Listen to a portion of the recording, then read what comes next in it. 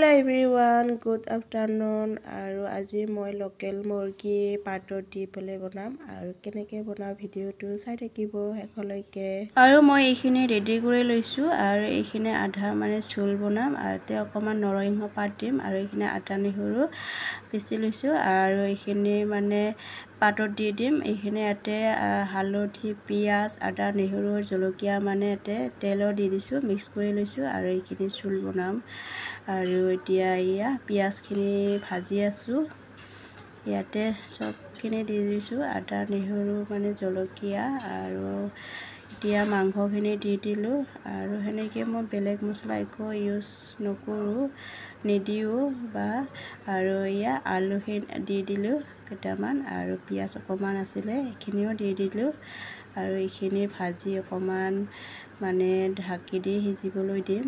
আৰু এয়া আৰু এতিয়া মই পাতত দিয়াটো ৰেডি কৰি লৈছোঁ আৰু পাতটো প্ৰথমতে মই গেছত সেকি ল'ম আৰু এয়া গেছত সেকি আছোঁ আৰু ইয়াতে মই মাংসখিনি দি দিম। এয়া ইয়াতে চবখিনি দি দিছোঁ, অকণমান ধনিয়া পাতো দি দিছোঁ আৰু ধুনীয়াকৈ মিক্স কৰি এইখিনি বান্ধি এতিয়া মই গেছত দি দিম আৰু এয়া বান্ধি লৈছোঁ ভালকৈ আৰু বান্ধা হৈ গ'ল আৰু গেছত দি দিছোঁ আৰু এইখিনি ঢাকনি দি সিজিবলৈ দিম, আধা ঘণ্টামান লাগিব। আৰু এয়া ইফালে মাংসখিনি মই ভাজি আছোঁ আৰু এতিয়া মই পানী দি দিলোঁ আৰু এইখিনি সিজিবলৈ দিম অকণমান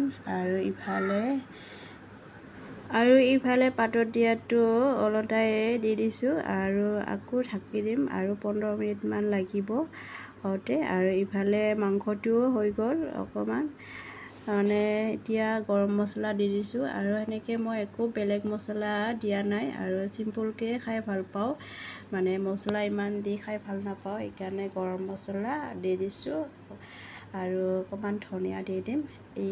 এইখিনিয়ে দি দিম আৰু একো নাই আৰু হৈয়ে গ'ল অলৰেডি মাংসটো। এয়া আৰু এতিয়া ধনিয়া দি দিলোঁ মই হোৱাৰ আগে আৰু হৈয়ে গ'ল অলৰেডি মোৰ লোকেল মুৰ্গীৰ ঝোল আৰু একেবাৰে চিম্পুল। আৰু এয়া আৰু এইফালে ফাইনেলি হৈ গ'ল পাতত দিয়া মাংস আৰু খুব খাই ভাল লাগে, খুব টেষ্টি, খুব খাব ভাল পাওঁ আৰু যিসকলে খোৱা নাই এবাৰ খাই চাব দেই, খুব টেষ্টি।